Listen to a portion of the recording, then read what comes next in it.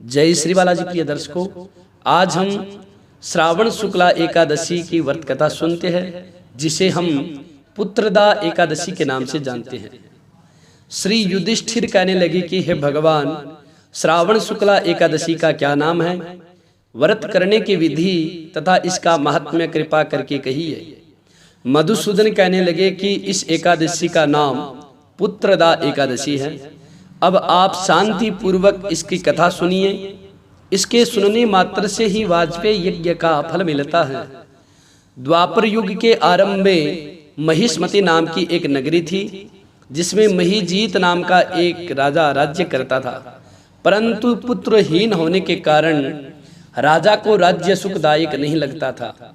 जिसके संतान न हो उसके लिए यह लोक और परलोक दोनों ही दुखदायक होते हैं।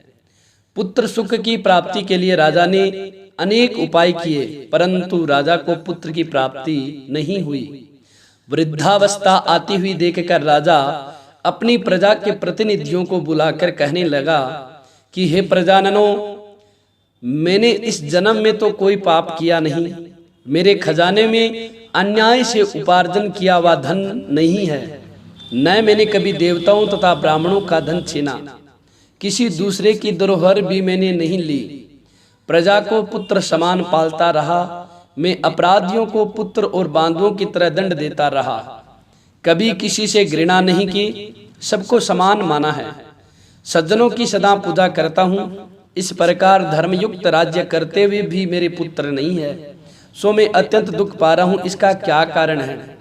राजा महिजीत की इस बात को विचारने के लिए मंत्रीगण तथा प्रजा के प्रतिनिधि वन को गए और बड़े बड़े ऋषि और मुनियों के दर्शन करते हुए राजा की हित की उत्तम कामना की पूर्ति के लिए किसी श्रेष्ठ तपस्वी मुनि को देखते फिरते रहे।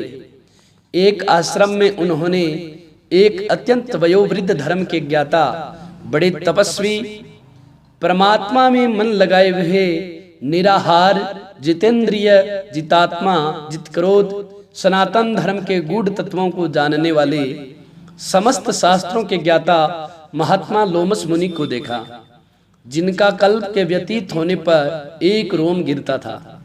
सबने जाकर ऋषि को प्रणाम किया और उनके सामने बैठ गए। उन लोगों को देखकर मुनि ने पूछा कि आप लोग किस कारण आए हैं? निसंदेह में आप लोगों का हित करूंगा। मेरा जन्म केवल दूसरों के उपकार के लिए ही हुआ है, इसमें संदेह मत करो। लोमस ऋषि के ऐसे वचन सुनकर सब लोग बोले कि हे महर्षि, आप हमारी बात जानने में ब्रह्मा से भी अधिक समर्थ है, अतः आप हमारे इस संदेह को दूर कीजिए। महिष्मतिपुरी का धर्मात्मा राजा महिजित प्रजा का पुत्र के समान पालन करता है, परंतु फिर भी वह पुत्रहीन होने के कारण अत्यंत दुखी है। हम लोग उसकी प्रजा है, अतः उसके दुख से हम भी दुखी है। आपके दर्शन से हमें पूर्ण विश्वास है कि हमारा यह संकट अवश्य दूर हो जाएगा, क्योंकि महान पुरुषों के दर्शन मात्र से अनेक कष्ट दूर हो जाते हैं। अब आप कृपा करके राजा के पुत्र होने का उपाय बतलाइए। यह वार्ता सुनकर ऋषि ने थोड़ी देर के लिए अपने नेत्र बंद किए और राजा के पूर्व जन्म का वृतांत जानकर कहने लगे कि यह राजा पूर्व जन्म में एक निर्धन वैश्य था। निर्धन होने के कारण इसने कई एक बुरे कर्म किए। यह एक गांव से दूसरे गांव व्यापार करने के लिए जाया करता था। एक समय ज्येष्ठ मास के शुक्ल पक्ष की द्वादशी के दिन मध्याह्न काल के समय, जब कि वह 2 दिन का भूखा प्यासा था, एक जलाशय पर जल पीने गया। उस स्थान पर एक तत्काल की ब्याही हुई प्यासी गो जल पी रही थी। राजा ने उस प्यासी गो को जल पीते हुए हटा दिया और स्वयं जल पीने लगा। इसलिए राजा को यह दुख सहना पड़ा है। एकादशी के दिन भूखा रहने से वह राजा हुआ और प्यासी गो को जल पीते हुए हटाने से पुत्र के वियोग का दुख भोगना पड़ रहा है। ऐसा सुनकर सब लोग कहने लगे, हे ऋषि, शास्त्रों में पापों का प्रायश्चित भी लिखा है, अतः जिस प्रकार राजा का यह पाप नष्ट हो जाए, आप ऐसा उपाय बतलाइए।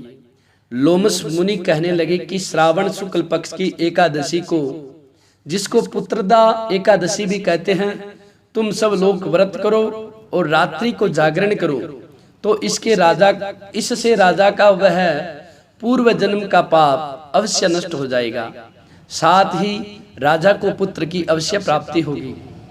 लोमस ऋषि के ऐसे वचन सुनकर मंत्रियों सहित सारी प्रजा नगर को वापस लौट आई, और जब श्रावण शुक्ला एकादशी आई तो लोमस ऋषि की आज्ञानुसार राजा सहित सबने पुत्रदा एकादशी का व्रत और जागरण किया। इसके पश्चात द्वादशी के दिन इसके पुण्य का फल राजा को दिया गया। उस पुण्य के प्रभाव से रानी ने गर्भ धारण किया और प्रसव काल समाप्त होने पर उसके एक बड़ा तेजस्वी पुत्र उत्पन्न हुआ। इसलिए हे राजन, इस श्रावण शुक्ला एकादशी का नाम पुत्रदा एकादशी पड़ा। अतः संतान की सुख की इच्छा करने वाले इस व्रत को अवश्य करें। इसके महात्म्य को सुनने से मनुष्य सब पापों से मुक्त हो जाता है और इस लोक में संतान सुख भोग कर परलोक में स्वर्ग को प्राप्त होता है।